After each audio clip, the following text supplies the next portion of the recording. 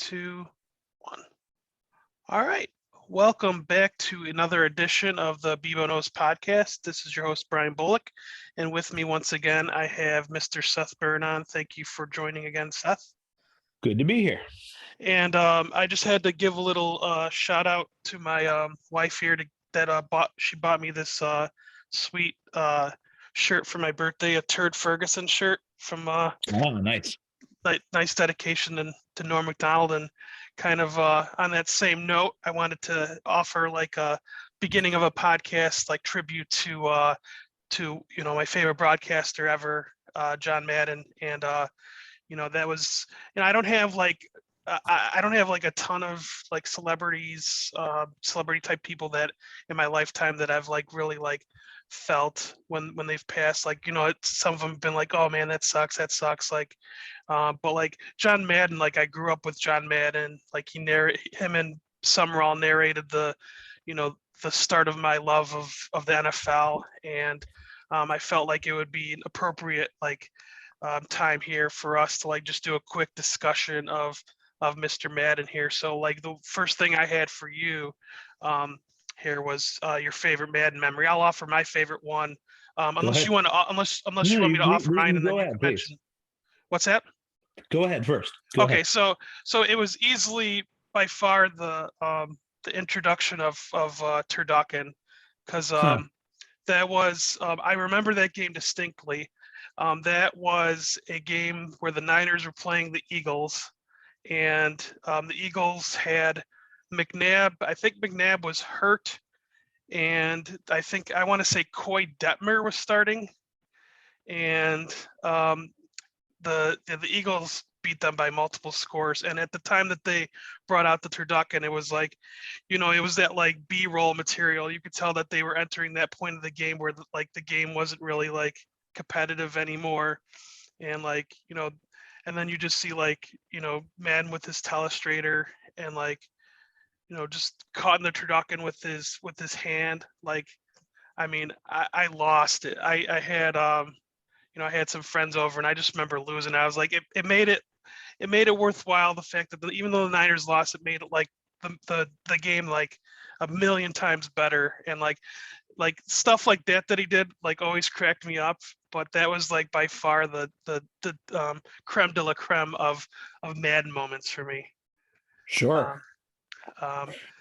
So yeah. But you were gonna share. You'll share yours. I think you said here in a minute. But I guess the next question I had was for you, in terms of your personal list of broadcasters in your lifetime. Where do you have Mr. Madden on your list? So Madden's my number 2 all time, trailing only Hubie Brown. Okay.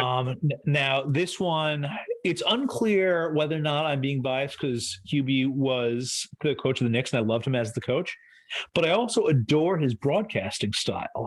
Okay. And he will, in the second person, tell you what's going on in a basketball game and why it's happening. And his understanding of basketball and his ability to share it was tremendous. I've learned so much from watching Hubie. And if John Madden wanted it to be like Hubie Brown, he certainly could have. I don't know if he could have mastered talking in the second person, but he could certainly share and break down a game as well as anyone. But he does do that, but he doesn't. That's not necessarily what he's most interested in doing. He wants a person to understand what's happening in the game, but he doesn't necessarily have to teach you the intricacies of offensive line play unless he feels it's important. And that's one of the things he kind of excelled at, knowing what mattered. Sometimes you want to go into the nuts and bolts of why plays work or why teams are doing what they're doing.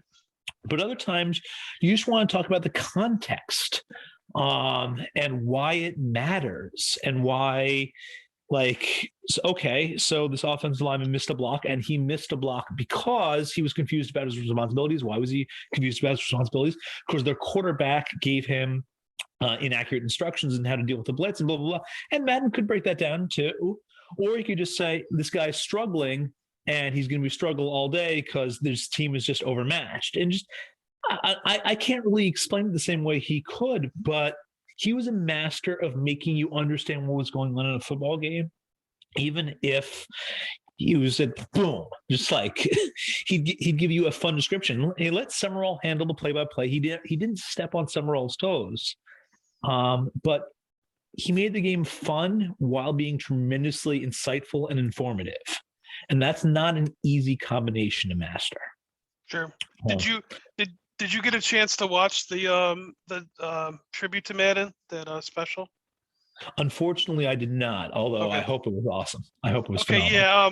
I think it was Glockner who kind of described it best. It's kind of like a love letter to Madden, like, because like you get to see him like react to the people talking about him, and it's just it goes from like Nate Newton to Bill Belichick to Brett Favre to basically anybody that came up with him in the 80s and 90s. Like even Lawrence Taylor was like that, like he was just a huge mark for Madden, because he I like he spoke very well of. I mean, obviously everyone spoke well of Madden, but LT, you could tell, was like pretty heartfelt with his emotion there. So I really should make some time to watch that. One thing, I mean, before we got online, we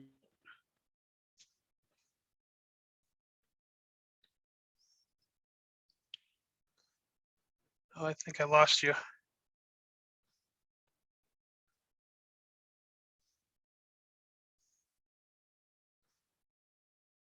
NFL broadcaster of all time. He certainly.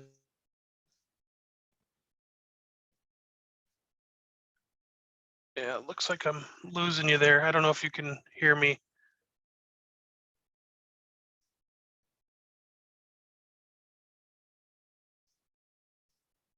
Highest regular season winning percentage, but he never would talk about that. Like he might bring up the Super Bowl, but he didn't lord over other coaches, not lord over like other players, whatever else, just how much he knew. He was relaxed and laid back and unassuming. And other coaches like Jimmy Johnson, he got into the television, but he wanted to show off. And Madden wasn't really interested in showing off. He just simply knew a lot, Yeah, and could share it. There's a reason just everyone loved him. And he gave a great quote for his Hall of Fame bio. Coaching isn't work. It's more than a job. It's a way of life. No one should go into coaching unless he couldn't live. I didn't go into it to make a living or because I enjoyed it. There's much more to it than just enjoying it. I am totally consumed by football, totally involved. I'm not into gardening or any other hobbies. I don't fish or hunt. I'm in football. And you can imagine that quote from Bill Belichick. yeah. Like, I mean, and his final season, he went 9-7. That was the first 16th game season. His weight generally ballooned from the start of the season to the end of the season, and eventually he realized he was done. He could not do it anymore. And Al Davis was sad to see him go, but he understood. Madden gave him everything he had. Yeah, he had health. Did he get like ulcers or like? Didn't he have Yeah, like? he definitely had certain health issues. I Yeah, don't remember all of them, but I do know that was a thing. yeah. His coaching career was like before, my time. But did you ever get a chance to read any of his books by chance, Madden's books? Because I do remember I read one as a kid. At what 1 knee equals 2 feet. yeah, I think I had a book called "Hey, Wait a Minute, I Wrote a Book." Was another one that he wrote that was like I'm pretty sure if he didn't write it, he at least like transcribed it, because it was just like read exactly like. Pretty hands-on. Yeah, like, and that's good. Like he wanted everything attached to his name to be like representative of him, which is, I think, something you have to respect. Because I'm sure he probably didn't write the book, but like, I'm sure he had a major part in like how it was, how it was written.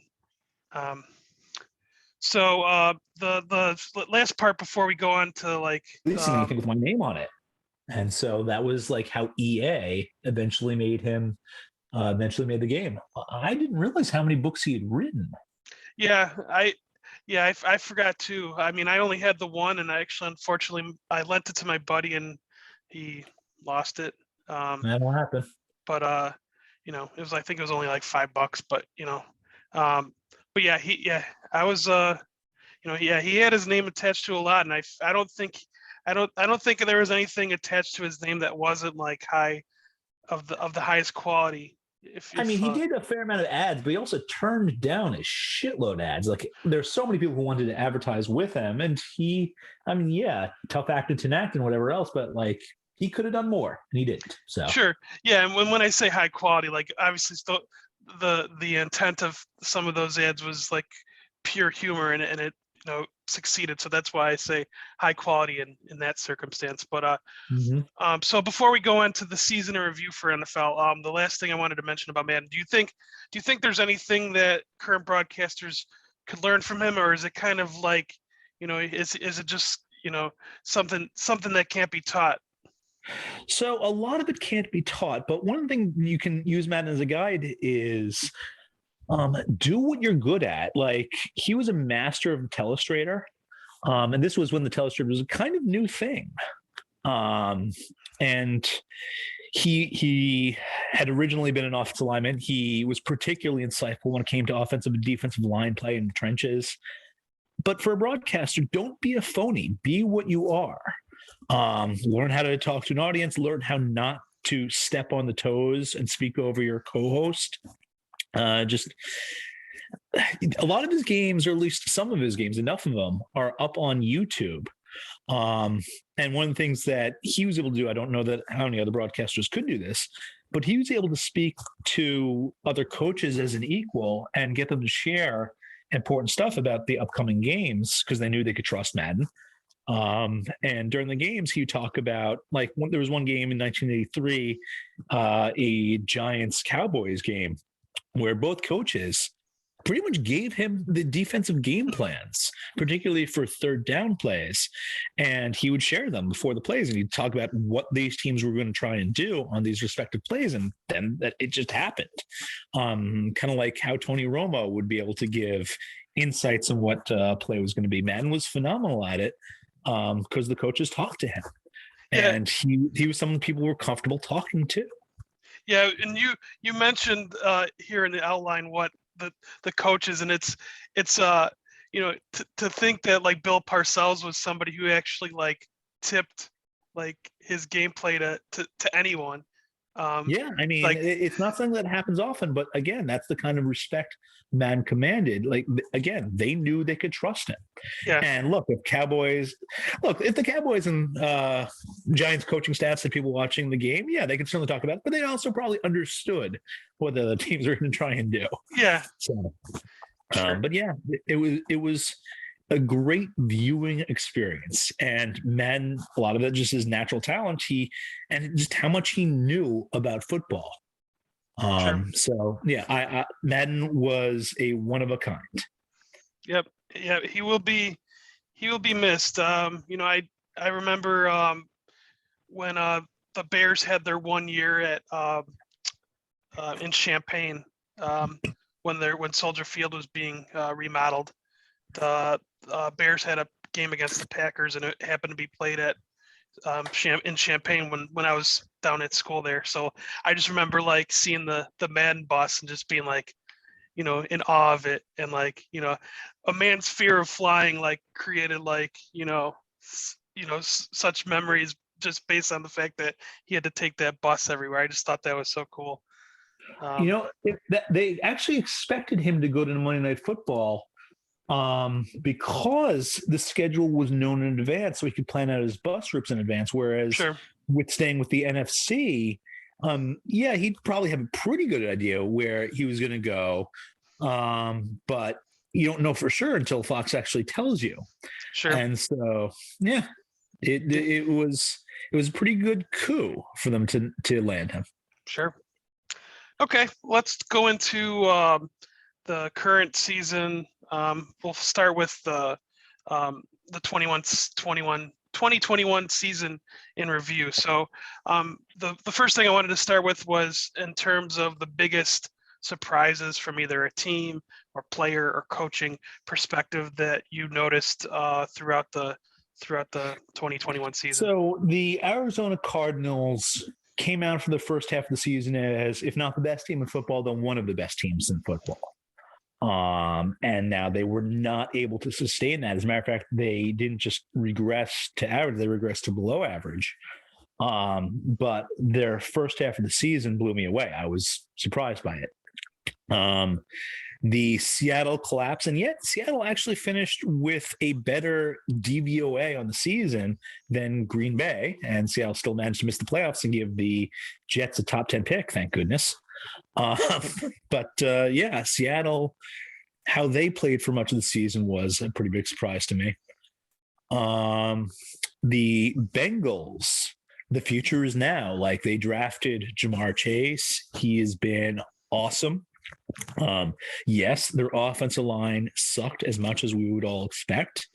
They've made life hard on Burrow, but when Burrow has been able to get a pass away, the Bengals had the best yards per attempt in the NFL, leading the San Francisco 49ers.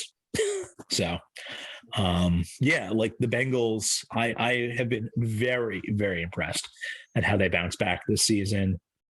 Is there anyone else? I mean, the Giants collapse. I mean, yes, I always expect the Jets to suck, and they didn't let me down there, despite always letting me down. But the Giants, they had actually had a fairly major offseason where they had attempted to build a legit roster and competitor. Like Gettleman, he knew he was playing for his job this season, so he wanted to produce a winning record, and he sacrificed their future to do so, and yet they still managed to suck and absolutely collapsed on the stretch. And now part of that was because Jones is not a good quarterback, and part of it is Judge is not a good coach, and part of it was the roster wasn't great, but ultimately the team just imploded. And that 3rd and 9 dive into the line was, I really can't think of anything like it. It was a suicidal play. And so I was very, very happy to see Joe Judge fired. And now the Giants are going to try and find a GM from outside of the organization.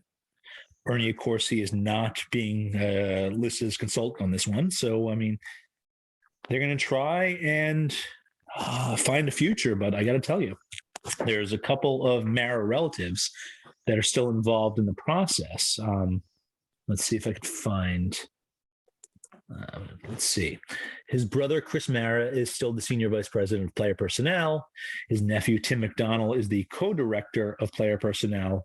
So you have a couple members of the family help producing the roster. And it's, I mean, if they were anyone else, if they weren't related, they would not have survived the recent purge, but they're family. So what are you going to do? And I think it's going to be a problem for the Giants going forward. So I have concerns, but it is what it is. Yeah, the Bears fans here can feel you a little bit. I know that some of my friends are pretty happy with the removal of Nagy and Pace, but when you still have the framework of McCaskey, you're still going to be very limited in like what happens. Now, I don't know if moving to the suburbs is going to help, because I don't know how far away that is, but that seems like it's going to be a likelihood that they're going to move. Have they finalized their plans? Have they released what they're doing? I know it's Arlington Heights where the racetrack used to be. Okay. I don't know if the Bears like formally won a bid, but it seems like that's the route that's going to happen. Again, I don't know if like you move a pile of shit from Chicago to Arlington Heights, if it's really going to change anything, but because you're still going to have the same people managing that pile. Well, you do have a new coach coming in. You fired the coach. I don't know if you fired the GM, but you fired the coach. Yeah. We'll see. I don't know. I mean, I don't Nagy, I don't know if he was as bad as everyone thought, but like, but then again, like, I don't think he was going to be the answer, but I don't know. Cause I don't really know who they're going to hire that's going to be better. I'm kind of curious to see who they end up. Well, it's out of our hands. So yeah, we will wait and see. So, but yeah, I'll be curious to see. Okay, so we we left off here with I had a couple of what the fuck is this team doing? So the first one I had was the Dolphins, because I think everyone was kind of, at least when I say everyone. I was also surprised by the Flores firing. And from what I was able to read from the local beat writers and such, there was friction between Flores and Tua.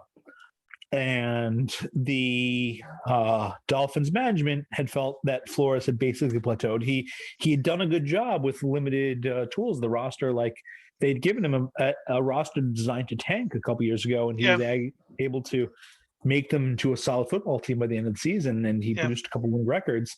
But I don't think they saw much progress from that. I think they were expecting more from Tua, and the offense was fairly limited. Now, I'm expecting that the offense was fairly limited because Tua, at this point, post-injury, he can do what he can do.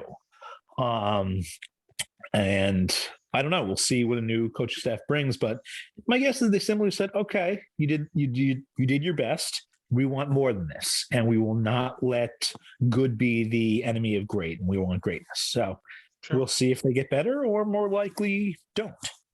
Sure.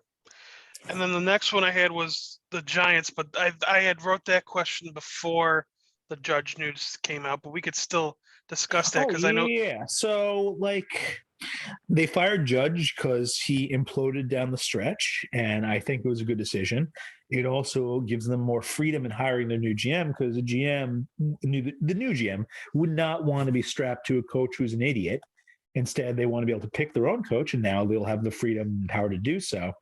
But one of the things I had forgotten and was reminded of when doing some research into the Giants was they sucked for a fairly long time. Like from 1964 through 1980, they were fairly terrible.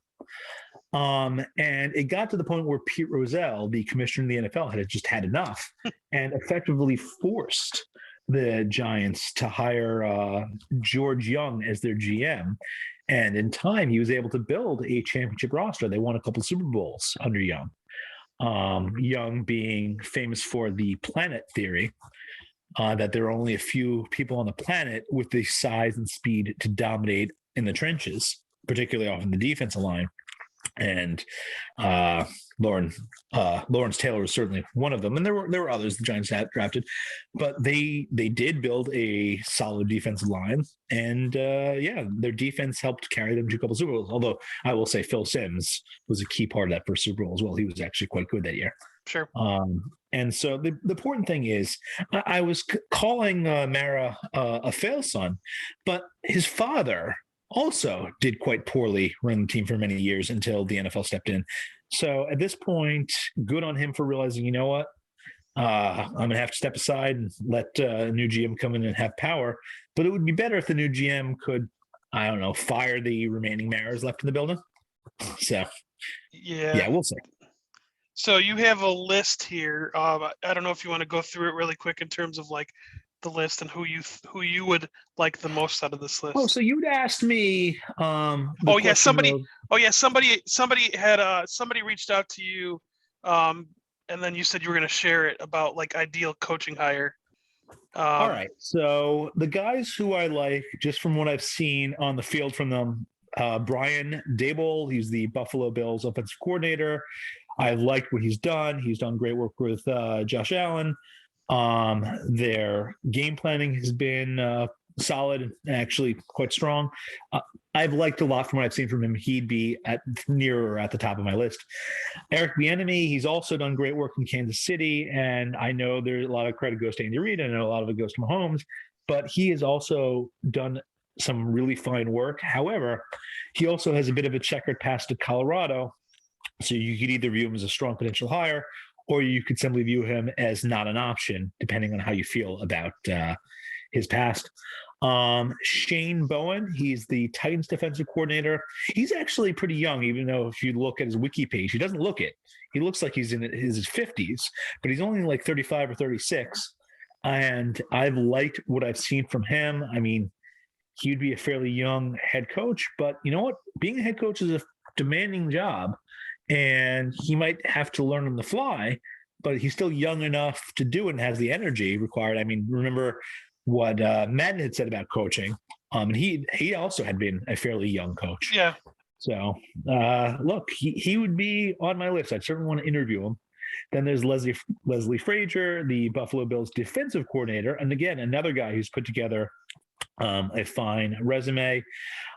His downside is that he's 62, which is a little older than I want for a coach. Not just a first-time coach, just any coach. In general, I think you have more energy and more mental flexibility in your youth than as you get older. But I do respect what he's done. And then there's Luke Fickell, the Cincinnati Bearcats head coach. It's tough to make the jump to the pros, but I liked what I've seen from him. He's done a good job preparing his team on both sides of the ball. So that would be the people who I'd look to interview. And I know Daboll is going to get a lot of looks in the pros. So we'll see. I expect him to be a head coach sooner rather than later. Okay. All right. The next topic here is related to fourth downs, because it seems like it felt like this year, maybe last year, but it feels like this year was like the full coming out party for a lot of coaches, not all of them, but a lot of teams embracing going for it on fourth down. And I was looking at the stats when I was putting together this outline, and I saw that Detroit was actually the leader in most fourth down attempts. And now, when we saw the press conferences when Detroit announced the coach and the months leading up to the season, like he wasn't the coach that I was expecting. I wasn't expecting him to be that type of coach. And I was actually really caught off guard, and is actually kind of, pleasantly surprised. And I can admit I was wrong in terms of like thinking that, he would be a certain way. But are you surprised that they finally started embracing it, or do you think it's just like, wow, they finally embraced it? Like, more the latter. I was actually surprised that low-hanging fruit had stayed on the tree for so long, but I also understood that it was about the principal agent problem. It was about coaches basically playing not to lose, or if they did lose, it wasn't on me. It's not like I made a decision which backfired, which is why our team lost. It was a case of coaches putting their own self-interest above the team. That's how the conservatism survived for so long. Because if you punt the ball away on fourth and short at midfield, well, then I gave our defense a chance to stop the opposing team, get the ball back, and have us win. If you go for it and you fail, well, then you gave the ball to the other team in midfield, and that's on the coach. So again, this was a case of coaches being cowards because they didn't want to be the ones talked about on talk radio for losing the game. Blame it on the players. And so, I get it, but again, the math has said what the math has said for years now. And coaches also hate losing. So I would have expected eventually more, particularly the younger coaches, to start being very, very aggressive. And now we've seen it. The dam is broken. We see it in Los Angeles with the Chargers. We've seen it in Detroit with Campbell. And I get what you're saying, by the way. You might have expected him to have more of a old school meathead, when I say personality in terms of coaching. But no, he has been enlightened, and it's not just going from fourth down. Their offense has shown a diversity of plays. And like if they were not at a talent deficit and a quarterback deficit, they could have been a problem this season. Like, I like what I've seen from him, and if they can actually build a decent roster, they might finally start winning some playoff games. Like they have not been to a Super Bowl, despite having been in the NFL during all of this time. Like Jacksonville, they were an expansion team. The Houston Texans, again, an expansion team. But no, they've been here this whole time. They've been to, I believe, one NFC Championship game that they lost to the Washington, well, at the time, Redskins. There's a cat in my backyard. Hello, kitty. I've never seen you before. Okay, I hope you're not too cold. It's cold out here right now. So, is it? But the cat looked like it had some thick fur, so good for the kitty. That's good. I guess I was judging the book by its cover when it came to Campbell, just because his press conferences leading up to the season, he seemed like we're gonna be a smash mouth team, or I don't even remember the things he said. It was just the impression that I got. But like I said, I was pleasantly surprised, and the fact that they have another top pick coming up, and if they utilize it right, then they can do great things, potentially great things for their franchise. I mean, you're aware that the fans have booed on fourth down punts for years. The fans understood what was going on. Yeah. And a lot of the players, if they grew up playing John Madden football, they understood game tactics of not punting on fourth and short. Sure. But once the owners and the general managers started to understand the math, that's when I think the jig was up. Sure. Yeah, and I don't remember what play it was. It was the Niners when they scored a touchdown. My buddy was like, should they go for two? And I saw Twitter always says people are always like, go for two to win the game. And it was the first time being in that position, I was like, well, I could see why this is so hard to do, because with the season on the line, do you really want your season to come down to one play? Then again, at the same time, do you want your season coming down to a coin flip is another thing. So it's it can't be easy to make those decisions. It's a lot easier for us to make those decisions when we have nothing riding on the decision personally outside of maybe a bet or something like that. So the one bit of thing I want to say about this, and just NFL decisions in general, is these guys are generally redlining.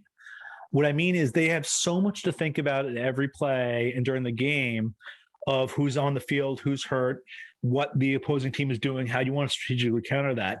And so all these decisions that we think about, obvious, like how to manage the clock in the fourth quarter and such, well, it would be easier if you had someone advising you who only thought about that and said, hey, we got to do this here. It's like, we got to use a timeout here or not use a timeout here. Let's stop clock run perhaps here, whatever else.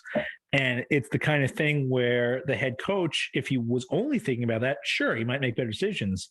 I mean, we've seen Andy Reid get defeated by the clock time and time again. Yeah. It's just one of those things where if coaches didn't have so much they had to think about, they might be better in certain decisions that we're talking about. But on fourth down, at least that's the thing where, okay, now we get it. We understand the 4th and 1, particularly at midfield or on the other side of the field. We just go for it. So that's good. All right. In the interest of time, I did have a question about whether we expect broadcasters to be more accepting of these decisions in the future. And let's kind of skip over that one unless you want to. Well, I just want to say I've been surprised by how much I'm going to call this just out for what it is, stupidity that remains in the broadcast booth, and also just the talking heads on the shows after the games, whatever else, about fourth down decisions where if the decision worked out, they will either praise it or not talk about it. But if it backfired, like Staley took a lot of shit this season that I felt was unfair, because ultimately going for it in fourth down was to the Chargers' benefit in terms of win percentage gained over the course of the season. And yet he's taken a lot of shit, particularly from, say, Michael Wilbon, who called him arrogant for trying to win, as Wilbon would say, his way, as opposed to making traditional decisions. And I think Wilbon's just wrong about this. I don't think it's arrogant. I think it's humility, where I'll make whatever decision is best for the team's winning percentage for the most part. And I think that's what Staley's trying to do. So that's what I'll say on that subject. Yeah, and I think, from everything I gather, I feel like I guess players are probably always going to feel like this because of their egos and thinking that they can, get every first down, and that's kind of what you need to be an athlete. You need to have confidence, but I don't get the impression that the players were against any of those decisions. I mean, I guess it's like I said, players will always want to go for it. They have belief in themselves, which is good. Yeah. Okay. So the next thing, like the thing that like has been bothering me when I've watched it, especially this year, I think it's the first time it's been annoying me, is when like on like third and long, and teams are like doing a draw instead of going for like a pass and maybe getting a pass interference. But then I'm kind of reading over your notes about this, and I do get the point about you know making sure you have your quarterback live to see another day. So do you think that like overall, like do you think those like third and longs are like something that like could be improved, or do you see other glaring things that bother you as like as somebody of efficiency, like that, like you would personally like to see like change in terms of decision making? Well, one of them is throwing behind or in front of the sticks. Um, you see a lot of teams on third down, they'll run a play where, yeah, if the defender misses the tackle or whatever else, we'll get a first down. And I get it. I understand the philosophy behind it. But from what I can tell in my research, it would in general be better to throw a pass in front of the sticks, risk a little more air yardage, and try to get the first down on any completion as opposed to some of the completions. So that's the one that gets to me. And yeah, just what you're saying about third and long on the draws, like coaches know they're giving up in that situation. And if they could turn injuries off, like you can, again, in Madden football, sure, third and long pass would generally make much more sense. But you're setting your quarterback to take a pretty big hit in those situations where defense knows not only do you have to throw, but you have to do a 5 to 7 step drop and throw. And that's when your quarterback is being set up for a hit. Sure. I'm sure there's, yeah, I'm sure like based on like the videos that you've seen, I'm sure like every additional step you take back is probably an increase in chance of injury. There is some of that, but it's more just like that the defense knows that's what you're going to do. Sure. Yeah. That makes sense. Okay, so the next topic here, as far as the ongoing pandemic, do you think, in terms of like how it actually played out this year, was it like up to what you thought? Because I know last year was a major like crapshoot week to week. Like we had games get pushed back to different weeks, pushed back to different days. This year, I think we only had the 1 week where there was like 3 games that got moved to one got moved to Monday, 2 got moved to Tuesday. Yeah, and we I had think the that Monday was night doubleheader, and then the 2 Tuesday night games, which I believe were played concurrently. yeah. So like outside of that, like it seemed like from that perspective, it seemed like it was more steady, and I'm sure that there was, I'm sure that was by design. But we also had the vaccine in play too. But do you think that it played out like as you expected it to? So there were a couple of surprises on the season in terms of this. First was just Omicron. I mean, pre-Omicron, I figured a majority of the players were vaccinated. I was expecting COVID to have a much smaller effect on the season. And then once Omicron broke through and became the dominant form of COVID, well, then things changed. It became much harder to avoid outbreaks. And then we saw what you mentioned. We saw the 3 games move. We saw teams in various situations be forced to play like a third string quarterback or whatever else. And there were teams that had positional units hit. And then there was the other thing, which I was not expecting to see Aaron Rodgers' toe up front and personal. And I wasn't expecting to hear someone was immunized as opposed to vaccinated and to parse what that meant. So yeah, there was Aaron Rodgers missing a game because of that, and still getting the number 1 overall seed, which we'll talk about. But yeah, COVID, once Omicron broke out, my expectations changed. And now for the playoffs, my guess is the NFL wants to minimize the effect of it such that if you're not showing symptoms, don't ask, don't tell. I mean, some of us might get that reference, but the point is, Yeah. I'm expecting the NFL to try and avoid letting Omicron ruin their season with cases that have no particular symptoms or at best very, very mild symptoms. So we'll see what happens. Yeah, they'll be heads in the sand kind of approach, I would expect. Certainly possible. I would. Yeah, now that you're mentioning that, especially with like the past week or two, how they've adjusted their approach to allowing people back on the field. Sure. I feel like that's a reflection of how the playoffs are gonna play out. And I don't, at first I was thinking that we were gonna have like a playoffs that were like dramatically affected by it, but I think they got through last year. So they can get through this year, and especially now they've adjusted their restrictions on players being able to come back and not come back. And like you said, they're gonna, they're probably not gonna be, as gung ho about stuff as they were in the first part of the year. So, okay, so the last part of the review of the season that I wanted to get by, it's kind of a throwback to like the draft pod where we discussed a lot of the quarterbacks. So were you surprised at all by the lack of production? Because I know that like a lot of them, like you mentioned here, were on like, let's just say not the best teams, aside from like Mac Jones, who like, obviously played, he played well enough to, make the playoffs, but I don't, he was,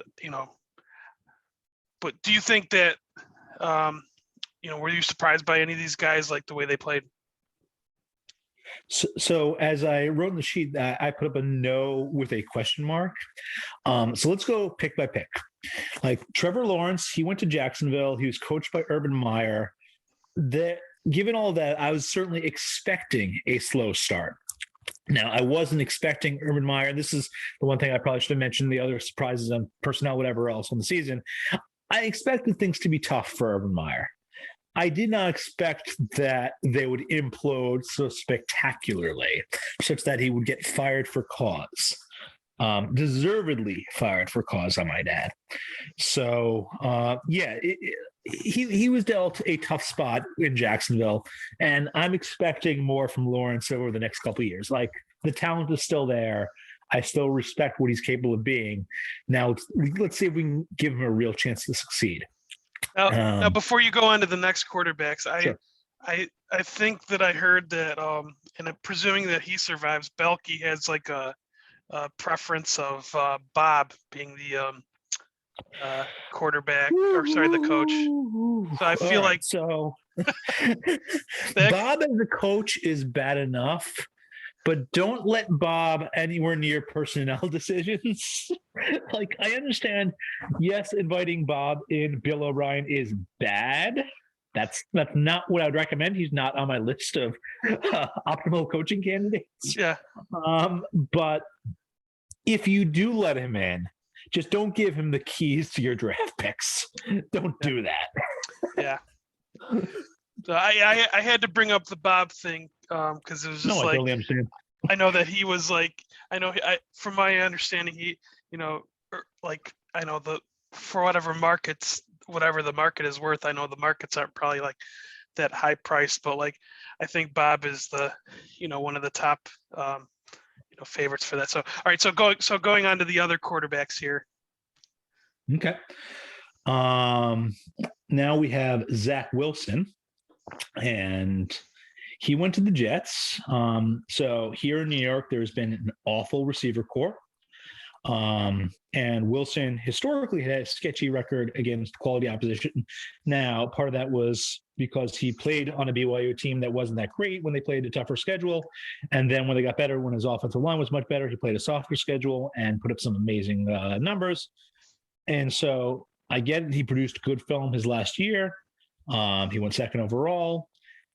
From what I've seen him, and I've watched every minute of every Jets game this season, I have not loved what I've seen from him, but I also recognize that he's been playing on all Madden difficulty with his receiver core and what's not. So I hope for better things from him in the future. I hope they give him some real weapons and get him better protection and the offensive line gets healthy, blah, blah, blah. but there are concerns there. Sure. And now let's talk about our other playoff quarterback, rookie quarterback, Trey Lance. He had the huge jump from the football championship subdivision to the NFL. And I'm expecting great things from him eventually. And by eventually, I mean next year, after he's had another full off season. And it's unclear what the 49ers plans are long-term with Garoppolo. Right now, I expect him to run a limited offense against Dallas. I expect him to get some snaps with stuff Dallas hadn't necessarily been able to see on film. But I am optimistic on Lance. I think he will succeed in the NFL, and I think it's a great pairing with Shanahan. Justin Fields, as with Urban Meyer, although in a different style of situation, just truly awful coaching. He was given a very hard hand thing. But the problem is he himself, when given opportunities to produce, he wasn't great. Like Fields is pretty terrible. And so hopefully a coaching staff change and a full off season and a year of experience under his belt, hopefully things look better for Fields next year. Because as with Wilson, I did not love what I saw from him, and I am concerned about the future, as opposed to Trevor Lawrence, where, well, yeah, it sucked, but I'm pretty confident in his future. Not necessarily so for Wilson, and with Field, there are concerns. And then finally, we have the guy who's starting a game this weekend, Mac Jones. I have a confession here. I was a bit worried from the early film on Jones that the Patriots might be back for a while. They might be the fucking Kings again. And thank God then we saw more film on Jones. And no. The limitations that we saw from college are still there in the pros. Yes, he can be accurate, but his arm strength is what it is. So thank goodness for that, because I could not have emotionally handled another run from the Patriots, another run of them leading the AFC East. I don't mind our Buffalo overlords at all. I mind the Patriots. Well, at least for now, maybe if 5 or 10 more years of Allen will get to you, but right now probably not as much fun. Look, if it's 5 or 10 more years of Allen, it's their own damn fault for not developing someone. Sure. Yep. So I did have a bullet point here, like as the last point was, I don't know if you wanted to get into that. Oh yeah. End of game, like game discussion, because I did like, it was like probably the most fascinating regular season game that I can remember watching personally, especially like awesome. with no like, and I had no horse in the race, no money on the game, so I was just watching it for the pure joy of like, all right, how is this going to end? And it played out like like a dream, the forcing of the overtime and going into the last drive and wondering like what the decisions were that were going to happen. And when I was going through it, I was like trying to figure out like there was just so many different varying opinions of like what they should do. And like I'll offer my thoughts. Like my initial thoughts were like, why are they pressing their luck? Like they had, like, when I say that I'm talking about the Raiders, because they had the ball at the end of the game, and they could basically decide like, hey, we're gonna just be happy with making the playoffs. We don't want to make any mistakes. But they obviously, for those who watched, know what happened. They got a first down and kicked a field goal and won the game and eliminated one of the rivals. And I've been reading like so many different threads about it, and I think the one that caught my eye was like, and I'll give him a shout out because he actually has a question here later, Audacity of Hoops, saying like it was basically like you have to weigh in like there's certain things that as since most of us are not athletes, we don't really know like the effect that like a victory could have on a team. Not only that, but there's like the aspect of having a better chance against the Bengals versus the Chiefs, and that's quantifiable, I would say. Sure. So I guess, what were your initial thoughts? And maybe after reading some other people, I don't know, maybe if your thoughts, changed after kind of absorbing it. So let me first lay out the background of the situation of this game. For those of you listening who might not be aware, this was the final game of the regular season. It was Sunday Night Football, and it's a situation where if the Raiders and Chargers were to tie, then the Chargers would be the 6th seed in the AFC, and the Raiders would be the 7th seed. And the Raiders would, in fact, go off to play Kansas City, who would the 2 seed already locked up.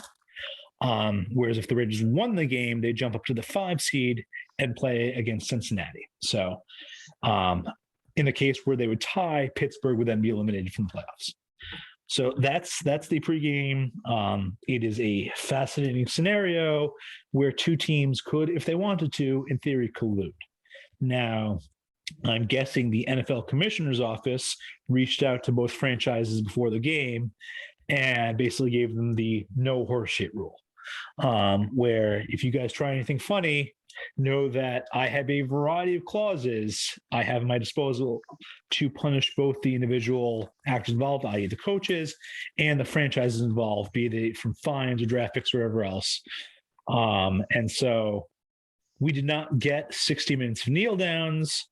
What we got was maybe the single greatest regular season football game I've ever seen. And what happened in the game is the Raiders jumped out to an early 10-0 lead. The Chargers then rallied to take a 14-10 lead. And then there was a fairly horseshit DPI penalty called in the end zone on the Chargers. And that led to a Raiders touchdown before the half, leading us to have a 17-14 score at halftime. Then in the second half, the Chargers started pretty slowly. The Raiders were able to eventually jump out to a 12-point lead. They went for 2 and failed, and then they boosted the lead to 15 on a field goal, and they led to 29-14. Now, the Chargers then rallied. They got a touchdown, 2-point conversion, cutting the lead to 7. Another touchdown at the very final play of the game, with no time left on the clock, I believe. And they kicked the extra point to go to overtime. At that point, they could, had they chosen to, go for 2 and end the game right then and there, one way or the other. But the Chargers were just fine with a tie. And so we went to overtime. The Raiders won the coin flip. And on their first drive, they drove and kicked a field goal, taking a 3-point lead. The Chargers then were given a chance to answer, and they did. They drove back for their own field goal, which left us, I believe, around 4.5 or so minutes left. And now the Raiders had the ball on their second overtime possession, and there was I want to say a missed call on a face mask on a 2nd and 7 or 8 or so, leading to like a 3rd and 8, which would have given the Raiders 15 yards and automatic first down. They were able to, on 3rd and 8, pass for a first down and move the ball close to midfield. And this is where we were around, I want to say, the 2-minute warning. Yeah. Now, at this point, if the Raiders had decided to start kneeling on the ball, it was pretty clear the Chargers would not have used timeouts there, but because they could have, that might have run afoul of what the commissioner warned them on. And so it was certainly understandable. They tried to keep moving the ball, even if we were to ignore the fact that they could improve their playoff seeding with a win and improve their draw. And so they did run the ball. And then that led to a 3rd down, where as the clock was running down to around 38 or so seconds with 4 seconds left on the play clock, the Chargers called a timeout. And this timeout has caused a lot of sturm and drang. And honestly, anyone complaining about it, I think, is really missing the point. What they did, they called the timeout to change their defensive personnel because they correctly read that the Raiders were going to call a running play on 3rd down. And the Raiders did, in fact, do so. The Chargers brought in an extra defensive lineman for a linebacker. They'd done that twice earlier in the game, both times succeeding. This time it failed. The Raiders got a first down, and then they ran the clock down to 2 seconds, called a timeout, and then kicked the field goal to win the game. Now, the Raiders didn't have to take that timeout with 2 seconds left. And had they had the kick blocked and returned for a Chargers touchdown, they might have had some explaining to do. But as it is, things worked out. They moved on. Pittsburgh, unfortunately, also moved on, which we'll get to. And the Chargers were sent home, which I'm sure the Raiders very much enjoyed. Yeah, And I think when I was looking at Audacity of Hoops tweet about this, it was like he mentioned that like the chances of having the kick blocked for a touchdown were much less than making the field goal and improving your chances of winning your first playoff game. Absolutely. The Raiders' path to winning the AFC and winning the Super Bowl is much, much better because they won that game. Yeah. This weekend, they're roughly, say, a 5.5-point underdog against Cincinnati. They would have been a double-digit underdog at Kansas City. So that in and of itself is enough of a reason to try to get the better seed in the win there. Yeah, and once it was framed like that, like, I consider myself pretty open-minded that's one of the reasons why I enjoy being on Twitter so much. I don't consider myself a man of like too much pride. Like I absorb like everything I read on here is, if it's written in a certain way that makes sense to me, then I'm like, yep, that makes sense. So like those were things that I did, like I wasn't thinking of in the moment because it was just like, okay, all you need to, if your goal is to make the playoffs, you've already done it. But like, that's not your only goal. Your goal is to obviously put yourself in the playoffs and have the best chance to advance, after your first game. And that's where the Chargers and the Raiders had different incentives. Yes, they both make the playoffs with the tie, but the Chargers couldn't improve their draw and the Raiders could. Yeah. So, okay.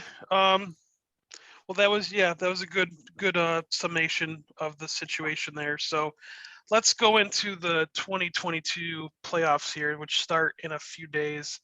And I know that before we go into that, I wanted to discuss like playoff betting as well, and kind of on a general level. I heard that New York had legalized betting recently, and I think it's just becoming legal now, or they've added the ability to bet online now for New Yorkers. So betting is certainly happening in New York. The amount of ads that one sees for this and one hears for this on the radio, on television, on any internet website that knows that you're logging in from New York, if it's anything sports related at all, it's ubiquitous and obnoxious, and it's loathsome. Because I'm not sure how familiar you are with the laws you passed here legalizing it, but the state has a 51% rake, which means we're getting places like DraftKings, and we're not getting the Circas of the world. And there's only one Circa, and they're not coming here to deal with the shit that New York is doing. And it's just awful. Understandably. It's just the worst case scenario. It's a nightmare of awful commercials, awful sports books. Yeah, it is. It's not my thing, man. So yeah, you'll stick to the lakes and the rivers that you're used to then. Yes, I am. Yes, I will. So yeah, which I'll say that I since the last time we recorded, I went to Vegas in October with the wife, and I did, like, the last night of the trip we went to Circa, won some money at roulette and stuff. But that book is amazing. That Circa book. 3 levels. I next time I go, I would like to try to see if I can reserve a seat. Although I do think that's a little pricey, so I don't know like how that'll work out. But I would like to find a way to watch some games there, because it was an amazing like view of a great book. And it's unfortunate that you probably will never see that, at least in New York. So it's unfortunate I won't see in New York, and because of the pandemic, I don't know if I'm going to see it in Vegas until we actually defeat COVID one way or another. Like, I'm going to be pretty cautious about such things. Okay, so you've been pretty good. Like, have you left the state since all this has happened, or have you been? Since Omicron, Yeah. only to visit close personal friends in Connecticut and go to their home. Okay. So you otherwise you've been cautious. I know that one of the reasons we were going to record today is because you were considering going to Buffalo, but Yeah, obviously that was something I was considering, and eventually I decided, you know what, that's insane. Yes, I'm triple vaccinated, and yes, it would be outdoors, but it's still, given the prevalence of Omicron and how infectious it is, I understand it is considered milder than Delta, but it's still COVID-19, and I do not want to catch COVID-19. Sure. And that's personal choice, and I respect that. So, unfortunately, I mean, but at least you'll be able to watch the games, Yep, I in absolutely comfort will. of your home. So that's good. So, Yep. so as far as kind of going a little closer to the playoff discussion, do you? One of the questions I had, and I mentioned, maybe I had this in a previous podcast around this time, but just to maybe revisit it, when you're doing playoff betting, getting money down on the playoffs, does your mindset or even your quote unquote unit size change when you're betting the playoffs versus regular season? So yes, they do change, because in the playoffs, there's no longer any concerns, any handicapping motivation. You win or you don't, and your season ends. So the purity of focus is different in the playoffs than it is in the regular season. Yes, there's most regular season games, both teams want to win, but there might be other concerns to weigh into account, and that's just not the case in the playoffs. There's also fewer games, higher limits, and futures with very, very direct calculations that can be done, as opposed to regular season futures or preseason futures, whatever else. And so, yes, the playoffs are in fact different, and I do treat them differently because of that. Okay.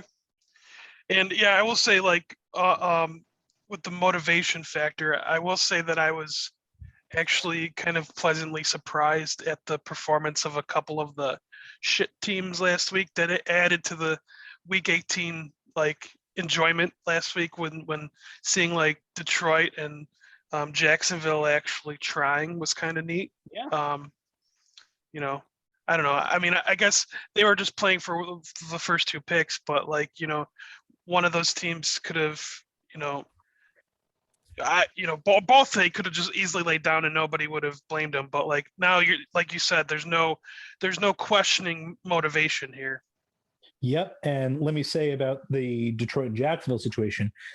Currently, the view on this draft is, without a premier quarterback, without an obvious number one pick, the difference between the first and second pick this year is smaller than it's been in almost any other year in the modern draft era. So it's a situation where no one had to tank for Trevor Lawrence this year.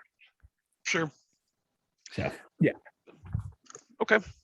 All right. So let's finally dive into the playoffs, which is one of the main reasons of this. So like when it comes to the current structure of the playoffs, either for this week or maybe future games, or just teams in general, what matchups or what teams are you most excited to see this next couple weeks? So it's definitely matchups. I mean, yes, I'm going to watch every game and enjoy every game, but there are some games that I'm more interested in others, like Buffalo versus Kansas City. I'm very, very excited for the matchup, which we will probably get next week. The Rams versus Green Bay. I am excited for that matchup for a variety of reasons. I think that should be a great football game.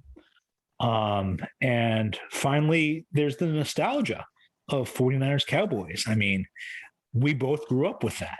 Yep. It was the premier NFC matchup and NFL matchup for many, many years. So yeah.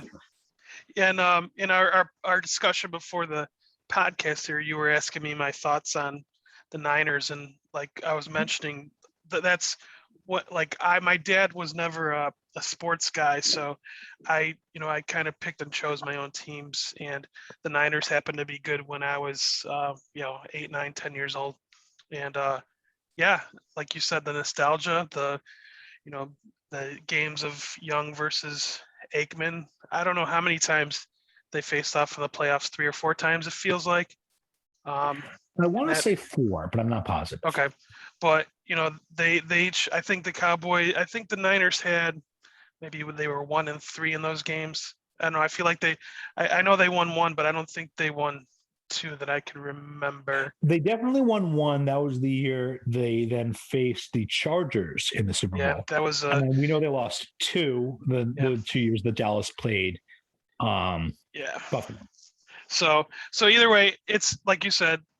There's a lot of nostalgia there. I'm very excited about that game. I wasn't expecting it and I got ahead of myself. I was fans are irrational, and I was irrational. Watching that game last week, but at the same time, I had no trust, no faith in Garoppolo. I still really don't trust him per se, but like we discussed on Twitter, I don't think it's not a team that's quarterback based in terms of like you're expecting the quarterback to be the reason why the team wins the game. So either way, I'm just glad that we're able to talk about the Niners being in the playoffs. So that's obviously my favorite matchup. I was happy to see the Bengals make the playoffs personally, just because I'm a fan of Burrow, and would like to Sure. I would like to see Cincinnati at least win one game, which I'm based on the current odds looks like a very real possibility. So I'm hoping that we could see the Bengals, and hey, they even play the Titans the next round. So who knows? They seem to have a possible path to the AFC title. Oh yeah, so the Bengals' path is as good as they could have possibly hoped for. They open up with the Raiders, yep, which was a much softer opponent than I they expected heading into Week 18. Yeah. And then yes, assuming that both Buffalo and Kansas City win, and I like their chances in each of those respective games, then yeah, they're set up with the matchup against Tennessee in the second round. And Tennessee, they had a negative DVOA over the course of the full season. I was trying to think, is this the worst number 1 seed of all time? And I had to check back to the Chicago team that lost to Green Bay in the NFC Championship game. They were 3.5-point underdog at home versus the Packers in that game. Yeah. But no, this Tennessee team is actually worse. And so yeah, go ahead. Oh, actually, no, I remember that year. The Atlanta was the 1 seed because Green Bay had the 6 seed. They had that's right. Yeah, Chicago was at home in that game. Yeah, they Seattle. That was the year Seattle had the losing record. They won with the Lynch run at the end of the game. They then the Bears won against Seattle. Yeah, I just remember that very well, just because it involved the Bears. But yeah, it was. Yeah, I mean, I don't think Atlanta was like, because I think even Atlanta was an underdog against the Packers, if I'm not mistaken, or it was like a coin flip. I will have to check that, but yes, again, I'm assuming Atlanta was also better than this year's Titans. This year's Titans is a very, very soft. I just like laugh at it because it's like, I don't know. I'm looking at the record. I'm just like, how did that happen? Because look at I'm just looking at some of their losses. I mean, they lost to the Jets. They lost to the Texans, and Texans. I think I do think the Texans played. Their record actually was much better than I thought it would be. Sure. I thought the Texans were going to be like 2 or 3 wins, so I think they ended up with 5. I don't know. I think it was 5. But it was. But they had some really bad losses, and they still, but then they destroyed the Chiefs. I was in Vegas the week they destroyed the Chiefs, and I was just like, I don't know.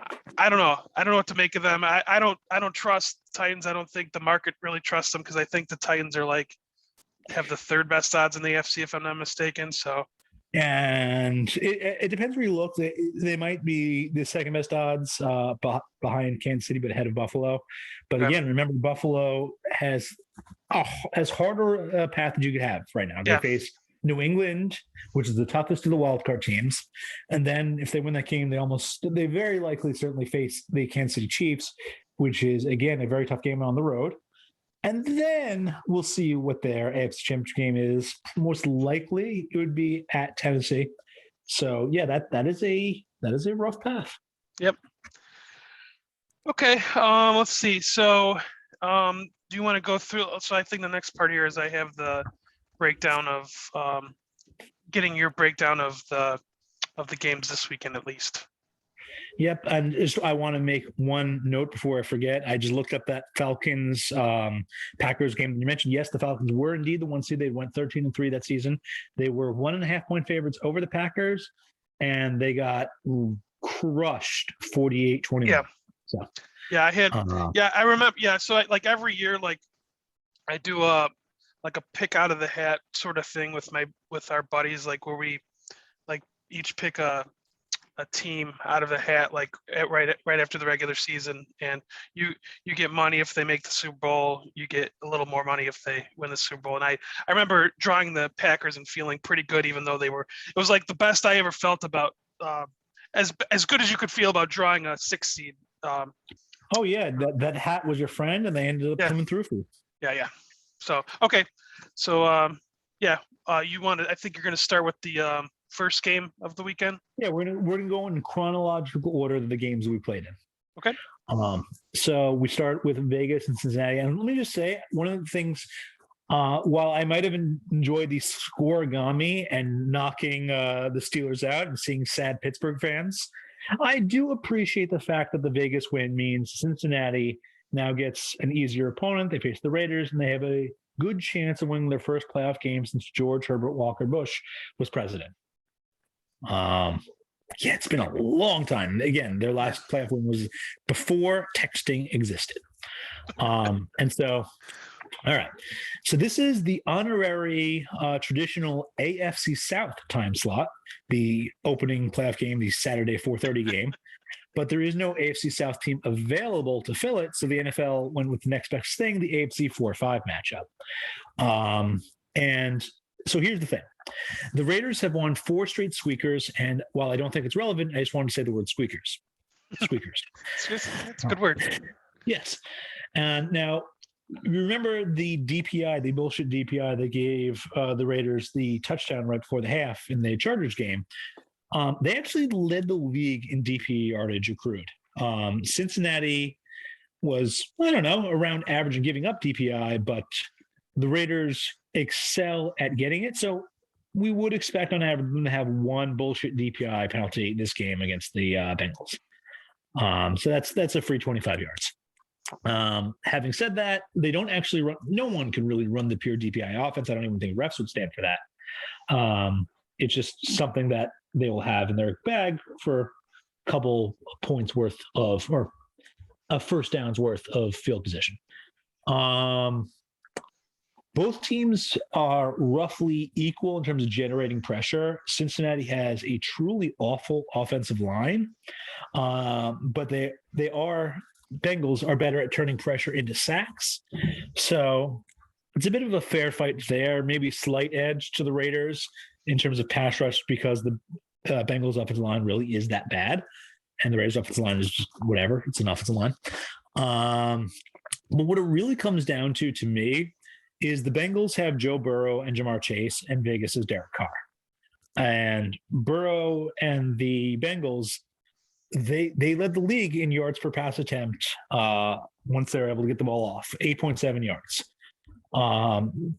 Those are truly great numbers. We saw what they did to the Chiefs recently.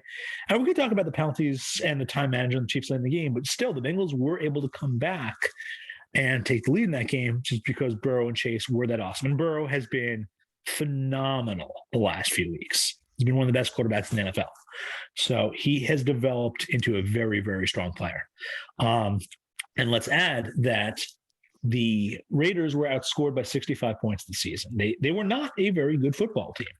They made the playoffs. They were the 5 seed, but they weren't great. And Cincinnati, they were 10-6. They played a game where they certainly didn't have strong attempts to win last week against the Browns. Was the loss put them in the 4th seed, gave them the easier path. And so they did end up losing that game. I think 19-14, whatever it was. And so if you ignore that, they had an 89-point positive point differential. In short, they are about 9.4 points better per game than the Raiders. If you want to take schedule into account, Cincinnati did in fact have an easier schedule that may be worth 2.5, 3 points, but they're still 67 points better than the Raiders, and they're at home. And Burrow's been amazing lately. I expect the Cincinnati Bengals to get their first playoff win in 30 years, whatever it is. And yeah, I do like their chances. Yeah, and I'll say that I didn't really think about the whole easier path as the 4th seed thing entering the last week, but it was kind of like almost a blessing in disguise that, like, not to say blessing in disguise that Burrow got hurt towards the end of week 17, but like, you had no reason to play him in week 18. Like, you had no motivation to play him in week 18. And it was almost similar to the Vegas thing where, it actually improved their, chances of advancing further, I feel like. Yep. Now, I will say that, and after all the discussion, you might be surprised to hear that Carr had a better DVOA and DR than Burrow. But a lot of that is, again, due to the respective offensive line play. And I do expect Burrow to, if not a monster day, then a better day than Carr. I'll also note that the Raiders' passing defense hasn't been all that bad this season, but I don't expect them to hold up against Chase and Crew. I do expect, again, the Bengals to have a nice edge there. So I expect the Bengals to advance. Okay. Now we have the premier Saturday game, the Saturday night game. One thing I should note, they've played 2 games this season. One of them was in New England, reasonable weather conditions, where the Bills won, I think, 33-20. And they played one game with absurd weather conditions up in Buffalo with a brutal wind. And New England attempted 3 pass attempts, or at least they completed 3 pass attempts. They might have gone 3 for 3 there for 19 yards. And they basically lived on the ground for 222 yards, I think it was. And they won the game 14-10. So it's going to be brutally cold in Buffalo Saturday night, like 4 to 5 degrees. And then there's wind chill. But as far as I could tell, it's not going to be all that windy. So apart from being cold, they should be able to play a regular game of football. Now, both these teams were in the rare air. If you just do points per drive stats relative to the points per drive allowed, these are the 2 teams that finished 1 and 2 in the NFL. Well, I believe the Bills were at around 1.06 and the Patriots were at 1.03. And these were the only 2 teams that were above the 1.0. Yep, there it is, above the 1.0 barrier. Tampa Bay finished 3rd at 0.86.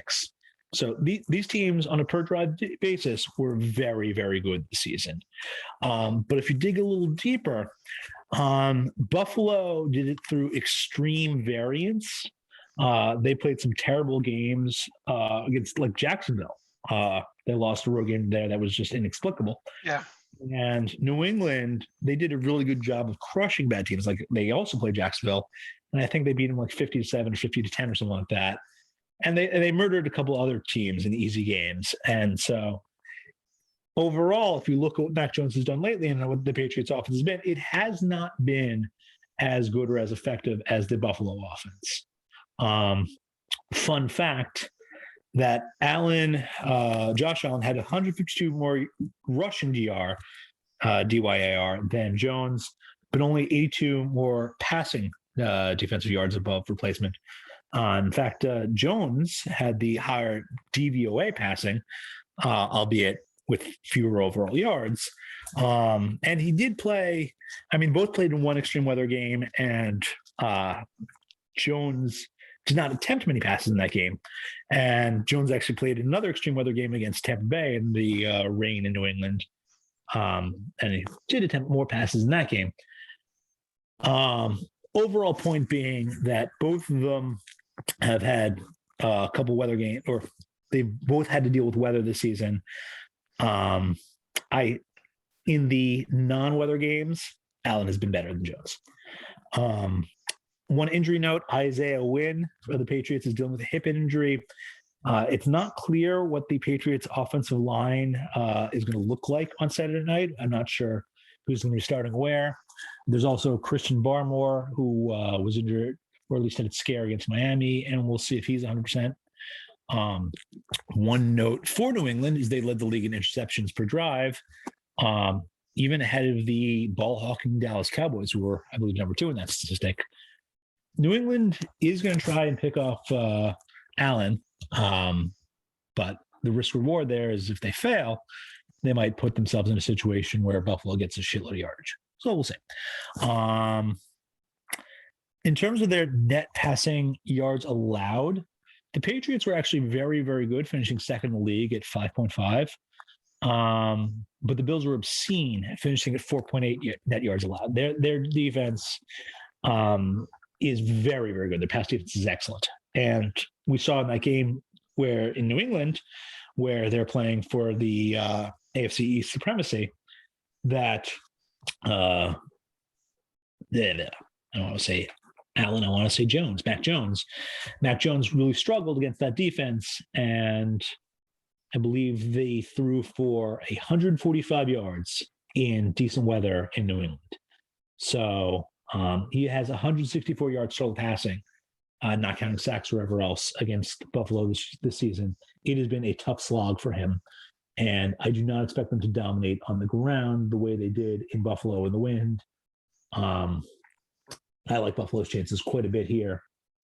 Anything else in my notes? More complete team, more dangerous quarterback, better arm at home. Yeah.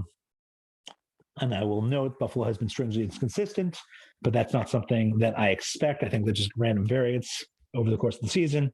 Okay. I think Buffalo's a better team, and I expect them to advance. So, and you could feel you can decline this obviously, but out of the first 2 matchups you've discussed, and maybe I don't know if you do care to mention, like, have you locked in any action on any of these games yet? In fact, I am backing both home teams. Okay. So I have reasonable confidence that both of them are better than their opponents, and by enough so that even with the diminished home field advantage in the modern era, they should advance more likely than the market is currently suggesting. Okay. Next up is Philadelphia, Tampa Bay. And so, I mean, yes, Tom Brady's had some rough matchups against the Saints, but apart from that, he's had an awesome season, just otherworldly. And the Bucs pass defense is excellent too. They've allowed 5.6 net yards per pass. That was 4th best in the league. Their really only concern is their wide receiver depth. Chris Godwin is out with an injury. He's done for the season. As we're all aware, Antonio Brown has left the building. Mike Evans has been dealing with a hamstring injury, although I expect him to play. And he did have 6 catches for 89 yards last week. Gronk is healthy, so he's going to get a ton of looks. And the Eagles' defense finished 25th in DVOA. So long as Brady can find some guys among the younger guys, whatever else the other people remaining on the roster that he can trust, I expect Tampa Bay to throw the ball a ton and move the ball quite well against this defense. Now, Jalen Hurts, he actually finished with a negative passing DVOA, negative 0.4%. And it was their rushing offense that carried them to the playoffs. And they're now facing a defense, Tampa Bay's defense is well equipped to stop the run. This is a good defense that they're up against. And so I just don't think this is a good matchup for the Eagles. Mind you, I also just think they're as good or close to as good as Tampa Bay. And so apart from Tampa Bay not having much receiver depth, I view this as a very bad matchup. Also, let me add that Tampa Bay's offensive line. They only allowed 23 sacks, despite an absurd number of pass attempts, and their adjusted sack rate was 3.5%. It was obscene. It sounded levelly. Great offensive line. So yeah, any given Sunday, shit can happen, but I expect Tampa Bay to roll in this one. Yeah, and I would say that in previous seasons before last year, Philly, just based on the seed, wouldn't even be in the playoffs, and they don't really feel like a playoff team per se. But they did outperform their expectations quite a bit this year. So there's obviously got to be, not to say you're not giving them credit, but there's tremendous credit for them to even be in this spot. But they do seem outclassed. So I'm going to cut them one bit of slack on that, in that had there only been 6 playoff slots, their last week against Dallas there would have been different motivation. You're correct. Yes. So yeah, I do think the Eagles are overmatched. And then we come to the big game. And the most surprising thing actually about San Francisco Dallas was that it didn't end up as the Fox game. That's the Philadelphia Tampa Bay. It ended up as the Nickelodeon game, if I remember correctly. It's on like 3 or 4 different networks. I think it's on CBS as well. Mm-hmm. So that was a surprise to me. Yeah, and before you get into this, I'm just like picturing like who I would most want to get slimed from this game. If it would be McCarthy, if it would be McCarthy would probably be my top choice out of all the players and coaches. So not only would he deserve it, but I can say when he deserves it. And he deserves it when he uses just a completely incomprehensible timeout that they'll most assuredly need later for either challenge or to stop the clock. That's when he should get slimed. Yeah. So McCarthy absolutely deserves it. You were right. I agree with that choice. All right, so let's talk about the game itself. So this is actually the second matchup this weekend between teams that finished in the top 10 of both offensive and defensive DVOA, the first being the Patriots and Bills. But there's something different about this game. And this is Dallas started the season like a house of fire. Their offense certainly did when Dak was 100% healthy. Once he got hurt, their offense has been mediocre, below average, as a matter of fact, particularly if we ignore the week 18 blowout against Philadelphia's backups. So it's reasonable to be quite skeptical of how good Dallas's offense actually is. But their defense has been excellent. Diggs is the premier ball hawk in the league. And overall, Prescott still finished third in both DVOA and defensive DYAR. So, what kind of game can we expect from him? And I don't know. My guess is he's not 100% and he won't be at any point remaining in this season. So he'll be closer to what we saw in the second half than what he was when he was 100%, which is at least one advantage for San Francisco. Let's see what else. Cowboys actually led the league in both DVOA and SRS, which SRS is the simple rating system, just points scored, points allowed, opposition faced, their points scored, points allowed, and so on and so forth, regressed. But again, a lot of that was from their early season offensive explosion. And their offense did score a ton of points, like 530 or so, which is not bad. But a lot of it, again, is the week 18, 17th game, and when Dak was completely healthy. But on the plus side of the Cowboys, their defense was very, very strong. But they're particularly strong against the pass. And while Jimmy G is prone to the occasional turnover, or more than occasional turnover, more than occasional bad pass, the 49ers, they're a very run-heavy team, one of the most run-heavy teams in the NFL, particularly when you look at game script situations and the options available to them. And the Cowboys were only an average run defense. And one of the things the 49ers have is they have Deebo Samuel, which allows them to run a 2 running back set or a 3 wide receiver set or a 4 wide receiver set or 1 running back set, depending on how they want to use him with the same personnel. And the 49ers had just an incredible 6.32 adjusted line yards when rushing at left tackle. And if they were to go left end, it was 4.91, which is still quite solid, quite good. And so the 49ers are going to test the Cowboys horizontally. And one of the things that creates is it makes it harder to pressure the quarterback from the blind side when you have to pay more attention to your run responsibilities, your rush line responsibilities, and not give up a situation where if it is a running play, you'll be out of position and get gashed because the 49ers are going to run the ball against you quite a bit. Jimmy G is one of those guys where he ends up having really good yards per attempt statistics, and he ends up finishing fifth in passing DVOA, 10th in passing defensive yards above replacement, and last in the 49ers fans' hearts. He drives them nuts. And you can speak to this. How do you personally feel about Jimmy G? I think we've got, like, the simplest way to say it is I think we've gotten like more than we've gotten as much out of him as we could get. I feel like the fact that we made a Super Bowl with him behind center was like way more than I ever expected. Sure. So, well, rushing and defense played a big part of that, obviously. So it kind of goes back to like the whole thing I was mentioning before about, he's not the guy that's going to carry your team. So, I think I've made my opinions, known about him. I feel like he is, we know who he is. He's not going to carry your team to a victory. Although I'll fully admit he did last week.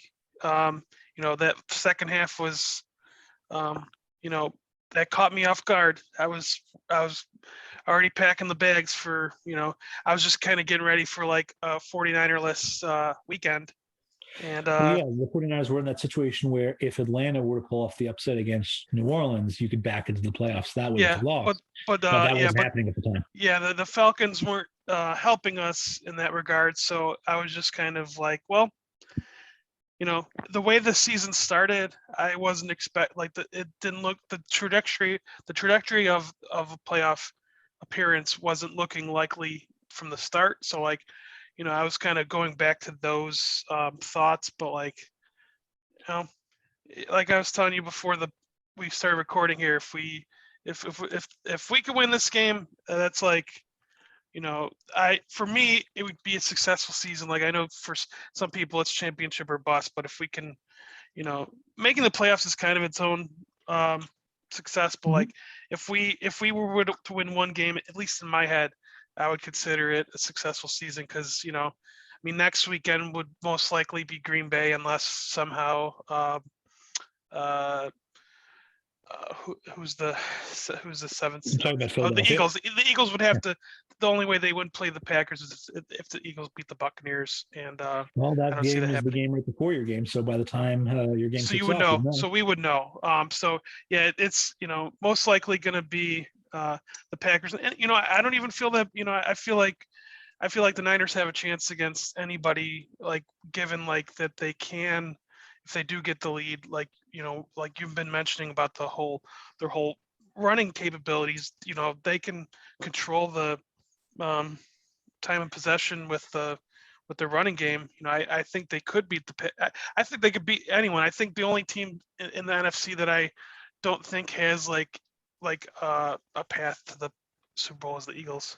So yeah, they certainly have the worst chance, we'll say, to get there. And the 49ers are a legit team. They are tough.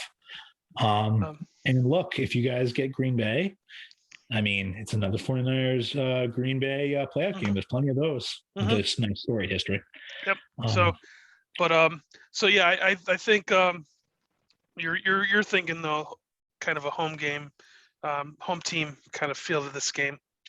So the one thing, let's talk just about Jimmy G slightly more, is that he has, and the 49ers have 8.6 yards per pass attempt. It's great numbers, but a lot of it is because he's facing defenses that are key to stop the run. Shanahan puts him in a position to succeed. But when you look on just his individual plays and the kind of defenses he's facing, situations, game states he's facing, he really should have done a lot better. And that's what drives 49ers fans nuts. Yes, you just look at the efficiency stats. He looks great. But once you start taking context into account, that's when Jimmy G starts becoming problematic. And yes, limiting, as it were, as you said, again, as far as So they can go. so yeah, there was a part of me that was hoping that, it would be like potentially Lance in this spot this week starting, like whoever they were playing, whether it be the Cowboys or I think it was looking most likely like the, Buccaneers or Rams or Cardinals, but but the way everything fell, just it ended up being the Cowboys, which is, was kind of nice. But uh, I know that I know that Shanahan was gonna play Jimmy if Jimmy could play.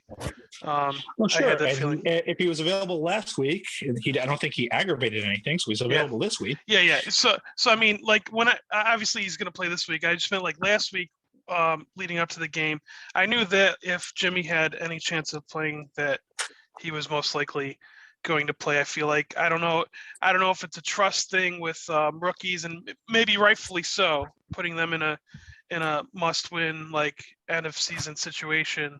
The coaches obviously know the players better than we do. So, I was happy the way the result turned out.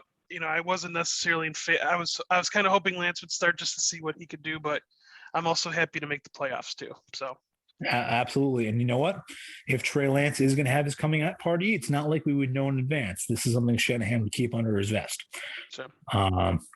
One thing about the 49ers, they actually surrendered the most DPI penalties and the most DPI yardage in the league by a solid margin. That is something the Cowboys are going to try and take advantage of. And the fact is, yes, Dak is hurt, or at least I think he's hurt. I think he's not 100%. We know that Garoppolo is not 100%.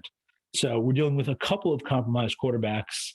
I like Dallas's defense a lot. I do think that this is going to go the Cowboys' way, but I also understand that the 49ers are a very tough team, and the Cowboys' offense just hasn't been as strong post Dak injury. So we'll see. I mean, it's a really cool looking game. I'm excited for it. Yeah. So before you go on to Pittsburgh, Kansas City, just your focus on the DPI yardage. I do want to ask about that because have you found that, or have you found that to be like predictive of how team is that some players and teams, due to their personality and kind of offense or defense they run, they create more risks for either themselves or the opposing team. And the amount of flags themselves, you're not going to get it every time. But the more chances you create for an opposing DPI, the more DPI penalties you're going to pick up. And the more times, the more aggressive your defense plays against opposing wide receivers, the more physical they are. And the kind of defenses and schemes you run, you will also draw more than average. It's non-random. Okay. Any individual play or ball, whatever else might be. But in general, DPI reflects DPI chances. Okay. Good to know. I figured the way you were referencing it, like you don't seem the type of person that's going to mention statistics that you don't think are relevant. I do try not to, yes. So I figured as such, but I wanted to get it out in the open. So I mean, have you watched every 49ers game this season? I mean, no, I have not. I don't have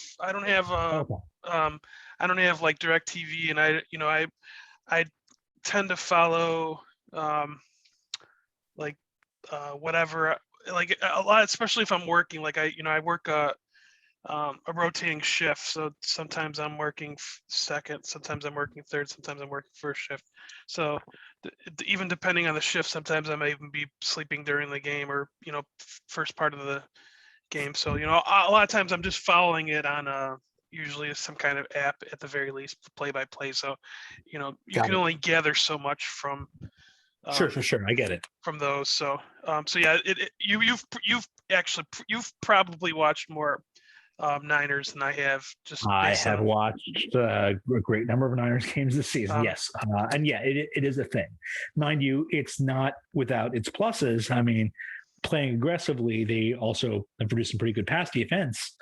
But I do expect them to pick up a flag or two this weekend. So we'll see. Okay. Um, All right. And now, then we have the Sunday night game. This is you look like you had fun writing this one. So I have a confession, or at least something to say. When I was growing up, I was a Dan Marino fan. The first football game I ever watched was Pitt, Georgia. I believe it was Marino and Herschel Walker in the same game. It was awesome, and I really enjoyed that. And I became a Marino fan despite also being a Jets fan. I really loved Marino. It also helped that the Dolphins had cool-looking uniforms back in the day. And so when Marino had his final game, this is how his career ended. 11 completions in 25 attempts for 95 yards. He had 2 fumbles and lost 2 interceptions. His first pass of the game was intercepted. This was against the Jacksonville Jaguars in the playoffs.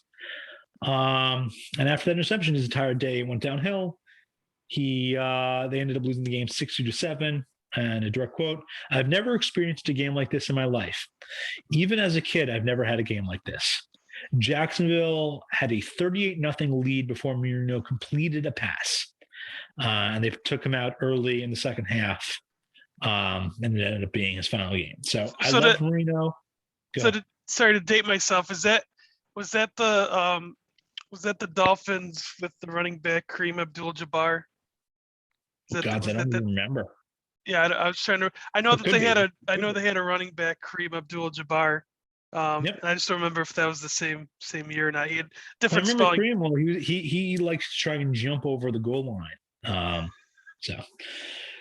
So yeah, I would not be sad to see Roethlisberger go out. I'd like to see him going out, just having an absolutely awful game and get totally crushed by the Chiefs. I do not like Roethlisberger, which is why it would have been hilarious to see the Raiders miss that field goal. I totally understand why they went for it. I totally understand why they played to win. But had they missed the field goal and had we gotten the 32-32 score Gami, and we would have seen the pictures of these sad Pittsburgh fans in the stadium, it would have been awesome. That didn't happen. What are you going to do? So just some stats. Kansas City averages 2.81 points per drive. Pittsburgh averages 1.78. Yes, Pittsburgh's defense is slightly better than Kansas City's defense. Kansas City's defense is mediocre. Pittsburgh's defense is a little bit above average, and they have a solid pass rush. TJ Watt is excellent. But I do not expect that to be enough. I expect Mahomes and the Chiefs to boat race the Steelers and put them to bed. Mahomes, if I remember correctly, shredded this defense early in the season, and I see no reason why he can't do it again. And the thing with Roethlisberger is his passes have roughly 5 to 6 yard range before they start quacking.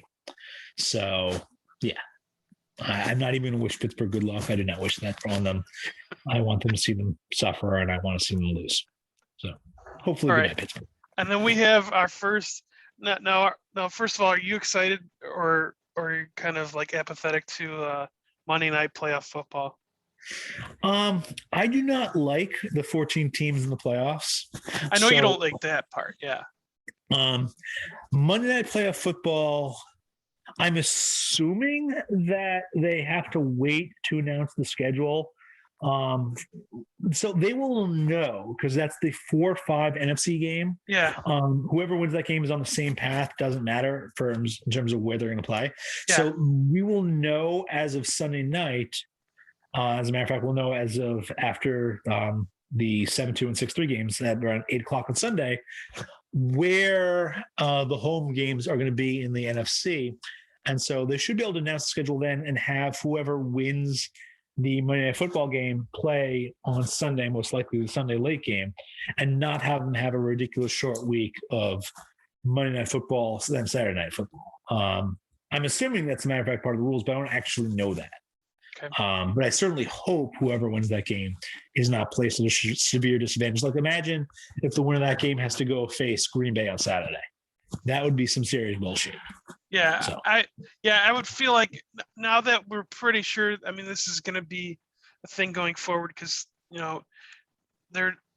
once these leagues or sports do these things, they never go away from them, especially if they draw good ratings / good money. Mm-hmm. So you would have to imagine that going forward is if they have this Monday night situation that it almost seems like and I didn't even think of this, the whole 4 versus 5 angle, but it would make sense for the 4 versus 5 matchup from one of the conferences to be like in that spot each year, because then, you'll be in a spot where like everybody will know like who's like what day each team is playing, and you could slot them on a Sunday. Like, I do agree. I do expect that to be the plan going forward, to always have a 4 or 5 game be on Monday Night Football, because otherwise it makes perfect sense. Like you said, I didn't think of that angle when I was trying to guess like the hours leading up to like when they actually announced the games. I was trying to figure out, me and my buddy Tim were discussing like, what slot made the most sense for the Niners Cowboys game, and we were thinking it was either going to be the Sunday night game or maybe even the Saturday night game, but like we didn't think it was going to be the Monday night game. But yeah, that makes sense now that you mention it. Okay, so I think the last part here was we the Arizona LA. Yeah, so we had to discuss that game. Yes. Yeah. So the thing about Arizona is they started the season like a house of fire, and then they faded pretty badly down the stretch. And so their DVOA average for the first 9 games was 36.7%, which would have led the league. It was awesome. And then their final 8 games, they actually had a negative DVOA of 14.56, negative 14.56. That was just truly awful. They were a bad team in the second half of the season. And so if you just look at that, and if you assume it's non-random, then yeah, Arizona's in a fair amount of trouble because they're not a good team at this point. The thing about the Rams is Stafford is the king of the what the fuck was that interception? And just multiple pick sixes this season where you have to see that again. What the fuck was he thinking? So yeah, he for all you know, in the playoffs, he might throw 1 or even 2 of these pick sixes that just put the Rams behind the 8 ball. They could be in real trouble. But if he doesn't do that, the Rams have been one of the best teams in the NFL for much of the season. They've had some bad games, one even against that year 49ers, and then they actually got swept by the 49ers. But for the most part, the Rams have been a very good team for most of the season. So I think Arizona, I don't think their fade was random. I think defenses, first of all, adjusted to what their offense was doing earlier in the season. It's been tough for Arizona to respond because their quarterback, Kyler Murray, he's a great player, but he's going to have some limitations. And so if you take away the things he does well and the things that Cliff Kingsbury has schemed for him the offseason, and he did a good job this offseason, setting their offense up to succeed early in the year, it gets a lot harder for them. And defensively, they fit as well, which is a little harder to explain. But again, they may be losing some of those coaching battles. The main point being, I do not think Arizona right now is the team that we saw for the first 9 games. They might not be as bad as they looked in the second half of the season, but I view the Rams as a significantly better team than the Cardinals at this point, and I do expect the Rams to advance.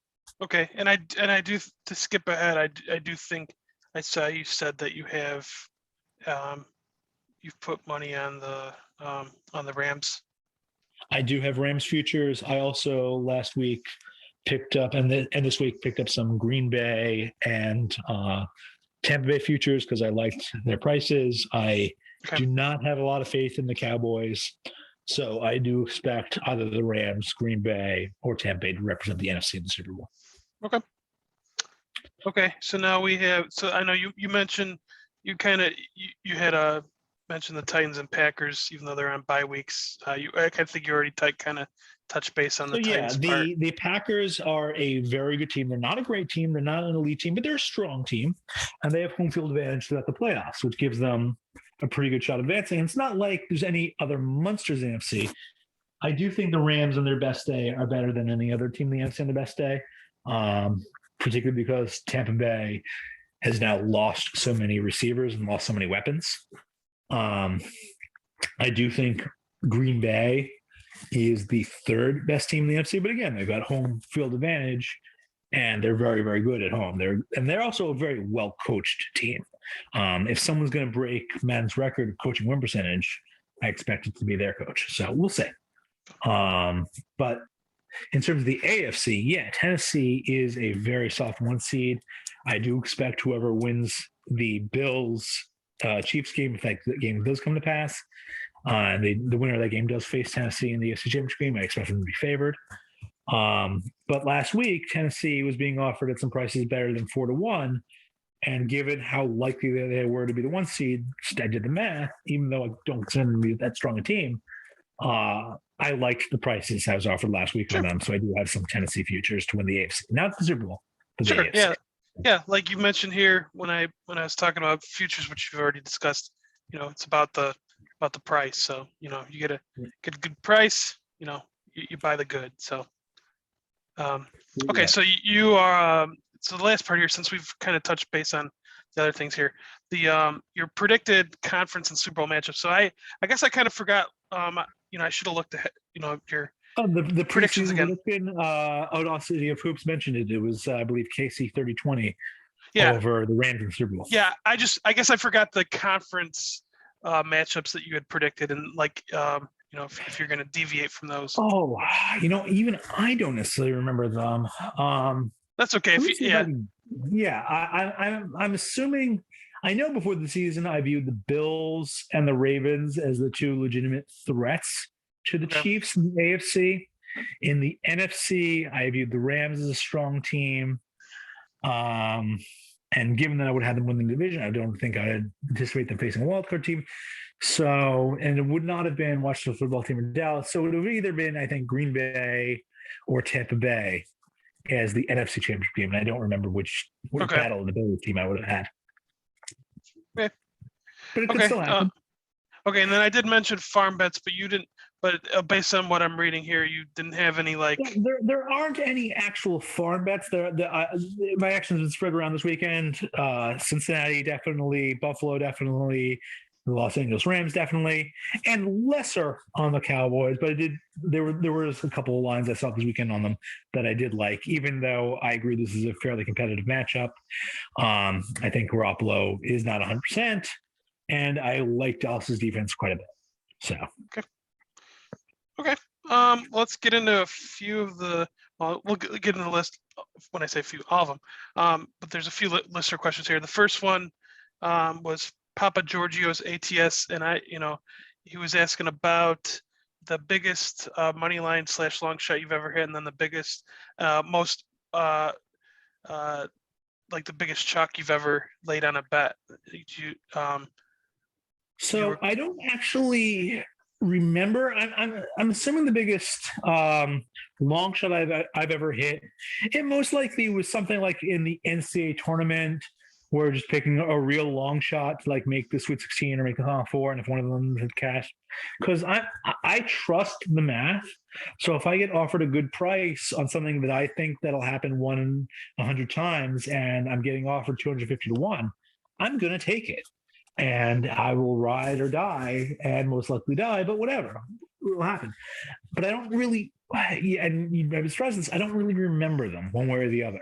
Okay. In terms of the biggest chalk I've ever laid, it almost certainly would be an early round Grand Slam match involving either Djokovic, Nadal, or Federer. Because yes, those are some heavy money lines, but just if you go by the math, they just would lose those matches even less than the market was predicting. And again, I trust the math. So I have been comfortable laying those, particularly in places where you must complete the first set or even must complete the match, offering you some injury protection. So that would have been almost certainly the largest money line I ever laid. Okay. All right. And then Wu Benny NMU was asking about your view on the wild card weekend totals. Now, whenever we do these podcasts, you're obviously, more focused on the who's going to win / advance sort of thing. I am, in fact, more focused on that. I'm not immune to paying attention to NFL totals, but it is less important to me. It's not what I focus on as much now. I will answer the question. In Buffalo, weather might be an issue in terms of the sheer cold, possible wind, although I'm not expecting much wind there. It could affect how the game is played, and it could drive the game a bit under. I'm not really predicting that. I'm saying it's something that could happen. In terms of any games where I expect there to be more points, the over might come in. Tampa Bay Philadelphia is the one game where I noticed where in my simulations and my expectations, I'm expecting a lot of possessions, which then leads to more points. I expect Tampa Bay to throw the ball quite a bit. I expect Philadelphia to be forced to throw the ball quite a bit. Now, they might try to eat clock. They might try to lessen the number of possessions, and strategically, so long as they could do that, I respect that plan. It might be the best chance of advancing. But overall, I'm expecting more possessions and then more points in that game than currently Mark projected. We'll see. It's not something I'm too heavy on, just something I noticed, and I dropped a slight bit on that one. That's the only one I've touched so far. Okay. And then one of my favorite questions was from Plus EV Analytics asking if smugness was hereditary or if it's something one acquires, and I had to add the Michael Scott smudgeness. Oh, yeah, of course. And so from my research on the smugness, it's something that one earns. So, to answer the question. And an ode to the regular season preview. Fat Music 14 had to ask about the fair value of Trey Lance MVP once again. And again, I love Trey Lance MVP futures in the future. This season, I wasn't expecting to play all that much, and I think he played roughly as much as I might have expected before the season. We've seen him a bit, but his time will come. It's just not here yet. You know, and I don't know if this is just a coincidence, but it feels like there could be some value just in general when it comes to certain quarterbacks, like on their second year or maybe their third year. I know Lamar, I think, won it in his second year. Burrow was in his second year this year when he made his move. And I don't know what he started at, but like I would imagine like before the odds get like too chalky that like, you know, you're gonna your best bet at like getting like a long shot MVP, at least just based on recent history. And you know, this could just be totally a random thing and not necessarily predictive, but it seems like if you're gonna get like a good payoff on some of these MVPs, catch them on that like second or third year before they like become like the Rodgers like 5-1, Mahomes 4-1 to start the year. I'm assuming before the season that Mahomes was the favorite. I'm not a big MVP bettor, but I'm assuming after that, like I don't know, maybe Brady, maybe Rodgers 7-8-1. I'm not sure. I'm assuming at this point we're expecting Rodgers to win it, given that they had the number one seed. So we'll see. Yeah. I do agree with your sentiment of if you want to get real value, if you can find a young guy taking the leap, then yeah, you certainly can get a really nice payoff. And who knows, that could be Lance next year. Yeah. And then so this was like the point in the conversation I wanted to add about the discussion that I saw you guys having on Twitter yesterday with Fat Music 14. He was buying a Japanese whiskey in a gas station, and it was somewhere out east. So he noticed the price and he was negotiating for it, trying to get a discount. And from what I could tell, they have dropped their price to a price that if that gas station was in driving distance from me, I would probably get up and make that drive next time I would need to fill up. But in terms of like buying and shipping liquor across straight lines, from what I could tell, there are laws about such things, particularly hard alcohol. With beer, from what I could tell, is they're not really going to come down too hard on you, but for like spirits, it could be a little tougher. So that gives me some pause. So when it comes to because this led to another question in my head, because I know like last year I think you were giving your recommendations on like tequilas, I think, in this podcast, same podcast last year. So like, and that same, not intending to be a pun, in that same spirit, do you like? What's the most you've ever spent on a bottle of whiskey or tequila?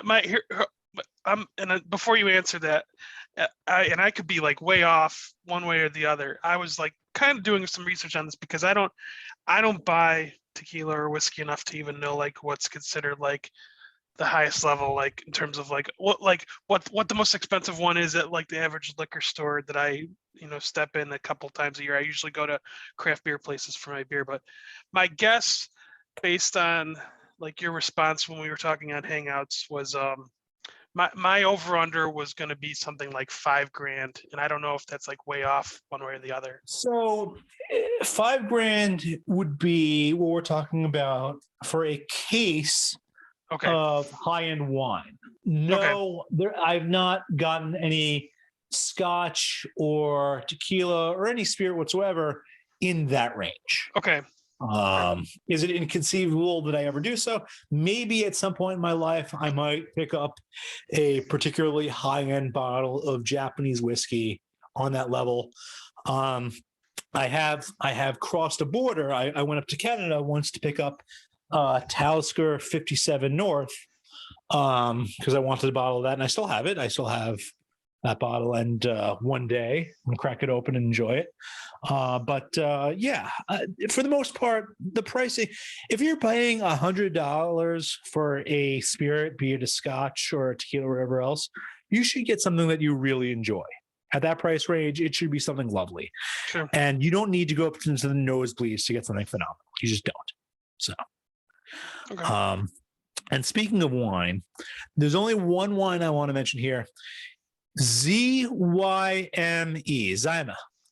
They make a wine called Harlequin. It has a little brother called Kairos, Kairos, I believe. And it's worth Googling them, particularly the Harlequin, and just looking at the grapes involved and how many of them there are and the level of balancing. And yes, it is neither of them are particularly cheap, particularly the Harlequin. But it is something I very much enjoy, both wines, particularly, again, the Harlequin. It is a high-end bottle, and it just blows my mind the kind of stuff Zyme is able to do with them. So just in terms of a wine recommendation, not necessarily just to buy and drink, but just to be aware of its existence because it's so cool. So that is my Google recommendation in terms of wine for you. Okay, great.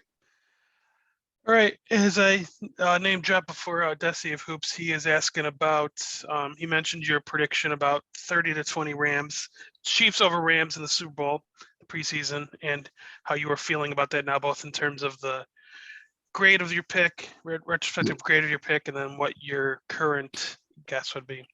So when it was looking like that the Chiefs were the 1 seed in the AFC and the Rams were going to be the 2 seed in the NFC, I was feeling great. And now I still feel fine. Like I am not unhappy with the Chiefs' playoff positioning, nor am I all that unhappy with the Rams' playoff positioning. I mean, things could be worse in both cases. The Rams could, in theory, have been the 5 seed Sure. had the Cardinals won last weekend. Yeah. And Lord knows what could happen with the Chiefs, but I can live with where I am. In terms of both of them. And I will acknowledge that the most likely Super Bowl is the first Super Bowl, Chiefs-Packers, or AFL-NFL championship game as it was at the time. I am okay with my prediction. I have no complaints. Okay, then we had Zach Voigt with a pair of questions asking about, I think this is the last one that we got. First was drug of choice, and then second was how do you use or ignore form when capping? So, example, do you say weigh the previous 5 games more heavily, the game by game decision of whether the market is overreacting or undervaluing recent form interests me? So first let's question. First answer the drug of choice question. It's certainly alcohol. There's no question there. Sake, tequila, red wine. All 3, I'm glad they're part of my life. Yeah. Cheers. Are you not? I don't see you on camera, but are you drinking anything right now? Not right now, certainly. I had plenty of tea Okay. during our talk, but no, Okay. I'm actually probably not going to drink any alcohol today. Maybe some tomorrow, Okay. but most likely I'm going to try and pace myself, get ready for the weekend. Nice. Okay. So now, in terms of his question, in terms of timeliness, I know I mentioned how various teams have performed over the course of the season, how the Cardinals started the season great, and then they collapsed, and how Dallas, their offense was awesome early in the season, then it wasn't for much of it.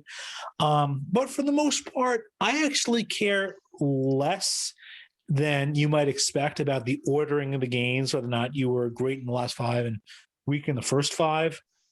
Unless I could see something to it that is predictive going forward. Now, in the case of Joe Burrow, he really has been phenomenal later in the season. Dak Prescott really has been worse post-injury. And the Cardinals really just have not been the same team they were early in the season for a variety of respects. And so, no, I will say I don't generally care unless there's something I could see that is going to happen going forward. And in these cases, I do see things that I expect to happen going forward. So that is my best answer. The one sport I will say I care about timeliness more than I'd say the general market does is baseball, specifically with starting pitchers. If you start the season great and then things haven't been so great lately, I will be more concerned about your more recent starts than I would say the general market might be. So that's the one thing. But yeah, that is my best answer. So Okay. All right. I didn't see any other questions, or if I did, if I did, I may have missed them. So I apologize if I did miss them. But so I don't think there were any other questions. I just want to say there have been 3 cats I've interacted with during this conversation. One of my cats is a little scaredy cat who runs around the house. That's Lady Bruce. She is never in any danger, but you wouldn't know that by her actions. Then there was I'm going to call the thick cat I saw outside. It might just be very fluffy, but again, it's cold out there right now in the Northeast. So good for that cat for staying warm. And other cat, Yao, has been lying on the bed because she's a fat, lazy little kitty, aren't you, Yao? Yes, you are. So I hope you've been able to interact with some of your cats during this long conversation. yeah, Panther was a visitor for a minute here. So the people who are watching this on YouTube as opposed to, well, I mean, it's only going to be on YouTube, but if you're listening to it on YouTube, you're not going to see it. So yeah, Panther, had her moment on the lap and on the good kitty. Yeah, so she like I was telling you, she tried to escape last week. Got outside the back door, but thought better of it when it was like 0 degrees. So, like you said, she was smart. She knew that wasn't going to work out in her favor. I do worry about that in the spring and summer, so I might have to go through the front door more, because the back door doesn't have any like way to like stop her from escaping. Like if she runs on the front porch, she can at least run to the right or left and like be trapped by the the railing. But the backyard, there's backyard, it's like, well, she wants to run away, she can. But yeah, I got the chunky cat down here. She's sleeping. She doesn't give a shit about it good kitty. much. So she's living her best life. And then actually, yeah, we're approaching like that 1 year mark of like when we had all that stuff happen with the cats. So they're all still here. So that's always a plus. Yep. The Mr. Tender Biddles, he's he looks like he's losing weight again. I don't know. He's probably still dealing with all that crap that he was dealing with last year, but he's still here. He's still eating. The thing that I look at with him is, as long as he's eating and drinking water, those are big things for cats. So like once you see them stop eating, that's kind of a red flag, at least like in my mind. So he could be losing weight, and that's just going to happen. We don't really want to put him through any surgery or anything like that. But the cats are they're great. So hopefully they'll just continue to live their best lives for the years to come. Yep. So yeah, other than that, yeah, I got the next 4.5 days off of work and ready for some playoff football. So thanks, Seth, for joining once again. You're always a delight to have on here, and these are always well received, and I thoroughly enjoy talking football with you. So, and I think people enjoy listening. So hopefully all your bets come in, and hopefully you have a good time watching. And again, everyone, thanks for listening. Seth, stay safe and You too. enjoy the games. And everyone, Thanks, man. once again, thanks for listening, and have a good night. All right then.